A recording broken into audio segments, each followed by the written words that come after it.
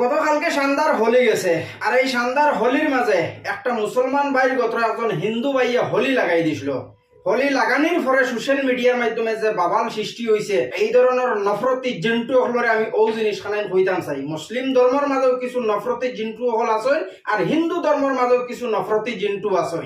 এই দুই ধর্মের নফরতি জিন্টুর কারণে বাদ বাকি যে হিন্দু মুসলমান একসাথে রইতে চাই, কিন্তু এই ধরনের নফরতর চিন্টু হলর কারণে কোনো সময় রইতে পারেন না। হিন্দু ভাইটা যখন এই মুসলিম ভাইটার শরীরে যখন হোলিটা লাগাই দিছে, হোলিটা লাগানোর পরে সোশ্যাল মিডিয়ার মাধ্যমে এমনভাবে মিডিয়ায় বাবাল সৃষ্টি করছেন, একজন হিন্দু মানুষ হইয়া মুসলমানের শরীর খেনে হোলি লাগাইল আর একটা হিন্দু ভাইয়ে খুশি হইয়া যদি এই মানুষটার শরীরে হোলি লাগাই দেয়, তো এখান নিয়ে সোশ্যাল মিডিয়ার মাধ্যমে হিন্দু মুসলিমের অ্যাঙ্গল দিয়ে এত বড় একটা বাবাল সৃষ্টি করার দরকারটা কিতা আসলো?